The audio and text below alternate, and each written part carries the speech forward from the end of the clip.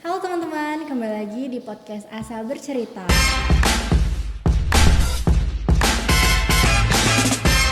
Nah, pada episode kali ini itu tidak kalah menarik dari episode-episode selanjutnya. Dan topik kali ini itu sudah sering kita dapati di kehidupan kita sehari-hari, apalagi kita sebagai anak muda. Dan temanya yaitu gemparan bahasa asing berpotensi lemahkan penggunaan bahasa Indonesia.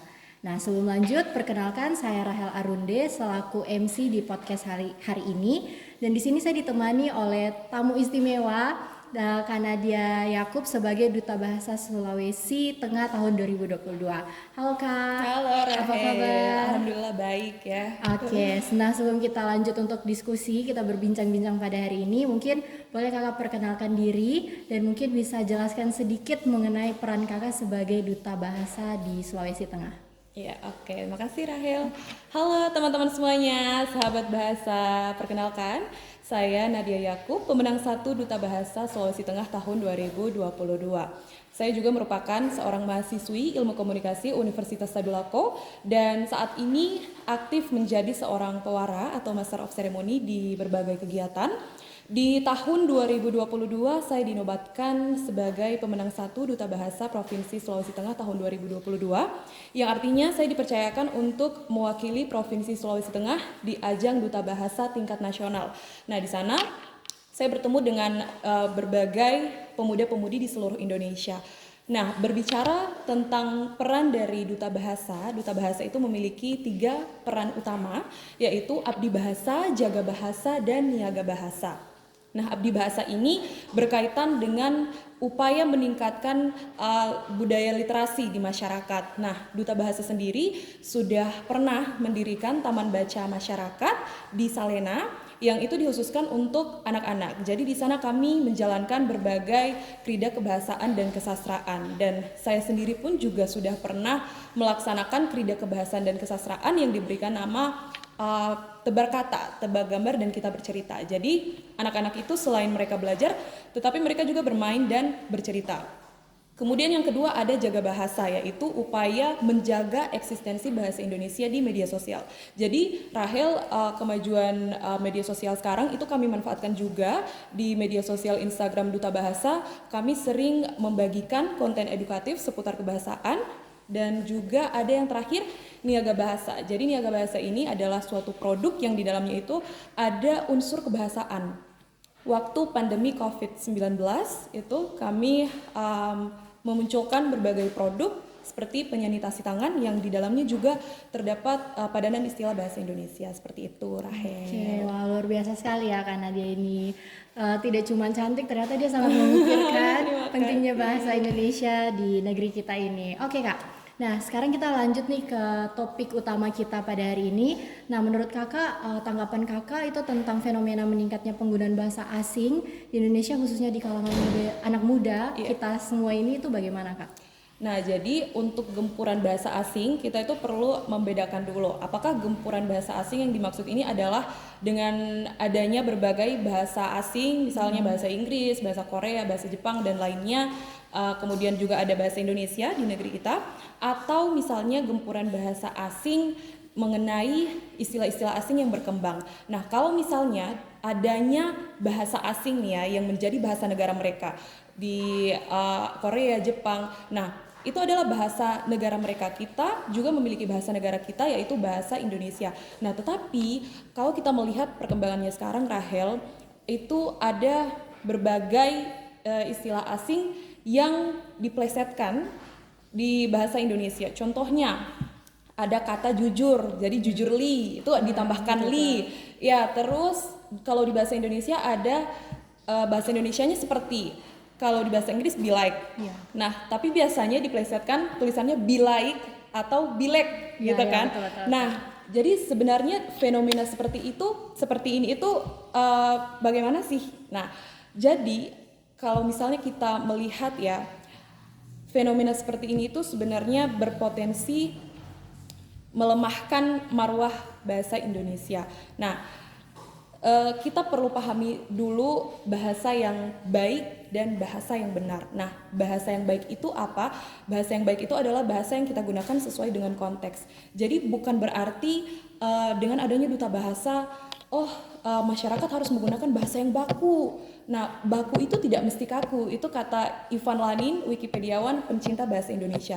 Nah, tidak mesti kaku itu seperti apa? Jadi kita menyesuaikan konteksnya. Kalau misalnya begini Rahel, kita jalan-jalan ke pasar, terus kita mau beli dan kita menanyakan seperti ini.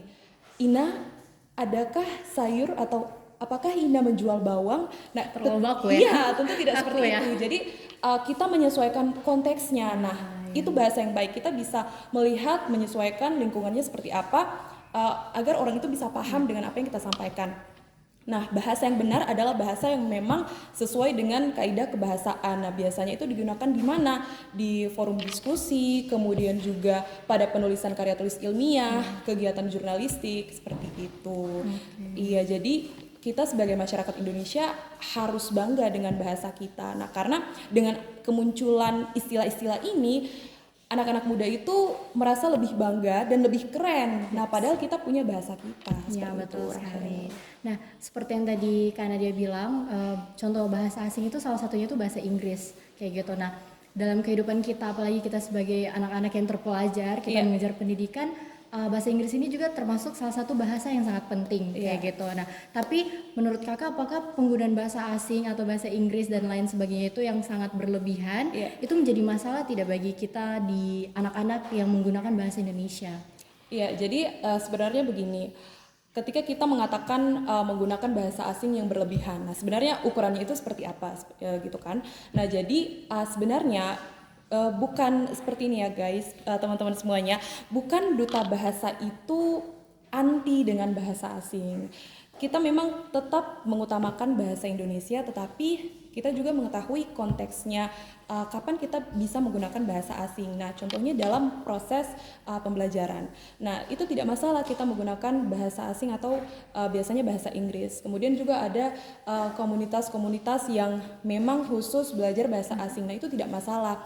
Nah, tetapi kita itu sebenarnya harus paham ya, harus paham, dan sebenarnya paling utama itu Rahel adalah bangga dan cinta. Nah, tetapi rasa ini itu kita tidak bisa mengukur. Setiap orang kayak orang ini tidak mencintai bahasa Indonesia, tidak seperti itu. Nah, tapi itu muncul dari diri kita. Oke. Nah, kalau gitu karena tidak ada masalah ya untuk kita mempelajari bahasa asing kayak gitu. Nah, Ya. kalau dari Kakak sendiri bagaimana sih cara kita mengimbangi kayak gitu untuk kita belajar bahasa asing tetapi kita juga tetap melestarikan bahasa Indonesia?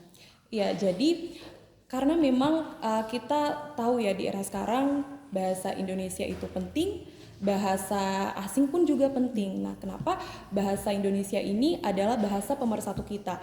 Di antara banyaknya bahasa daerah, kita dipersatukan oleh bahasa Indonesia. Jadi Rahel, kalau kita jalan-jalan ke Jawa atau ke Sumatera, kita tidak perlu khawatir karena kita tidak paham dengan bahasa daerahnya, kita punya bahasa Indonesia yang menyatukan kita. Nah, di satu sisi kita juga harus bisa mengikuti perkembangan zaman. Nah, agar kita bisa bersaing juga dengan orang-orang di luar sana, jadi bahasa asing itu pun juga penting untuk kita pelajari. Nah, cara membedakannya bagaimana? Teman-teman harus tetap mengutamakan bahasa Indonesia, tetapi tidak melupakan bahasa asing, seperti itu. Oke, luar biasa sekali. Oke. Nah, sebagai duta bahasa nih Kak, mungkin ada inisiatif atau program untuk mengatasi masalah tentang bahasa asing dengan bahasa Indonesia ini? Iya, jadi saya juga mengunggah ya di Instagram saya itu terkait dengan bahasa di ruang publik. Jadi Rahel, di ruang publik sekarang itu rata-rata menggunakan istilah asing. Ya, rata-rata menggunakan istilah asing dan bahasa Indonesianya itu di bagian bawah. Nah, itu sebenarnya contoh kita tidak mengutamakan bahasa Indonesia. Kenapa kita menggunakan bahasa Inggris di atas, kemudian bahasa Indonesia di bawah? Nah, berarti kita menganggap bahwa, oh ternyata bahasa Inggris itu yang lebih penting. Nah, seharusnya penggunaan bahasa Indonesia itu letaknya ada di atas, tulisannya lebih besar, lebih terlihat ya, mungkin menggunakan warna terang ataupun yang lainnya. Kemudian kalau mau menggunakan bahasa asing, boleh di bagian bawah. Nah, Duta Bahasa pun juga sudah banyak melakukan ataupun juga menerapkan krida kebahasaan dan kesastraan itu dengan berbagai cara ya. Ada yang buat modul, kemudian juga game itu juga berbagai macam, ada yang namanya kartu kuartet.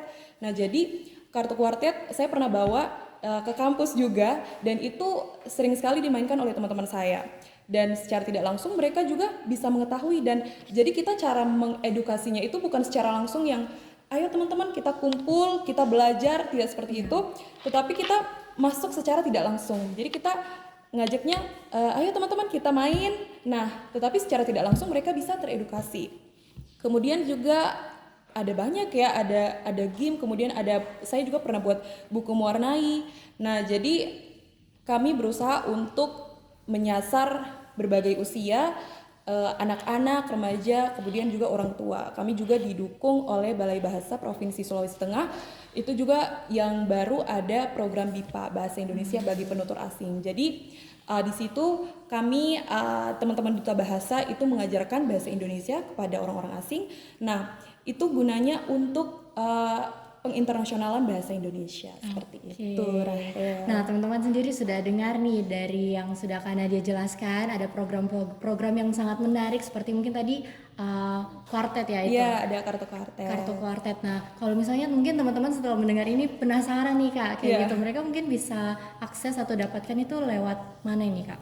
Nah, sebenarnya yang paling gampang adalah teman-teman mengikuti akun Instagram Duta Bahasa Provinsi Sulawesi Tengah dan Balai Bahasa Provinsi Sulawesi Tengah untuk mendapatkan informasi. Nah, boleh juga jalan-jalan ke Balai Bahasa karena di sana ada banyak majalah juga.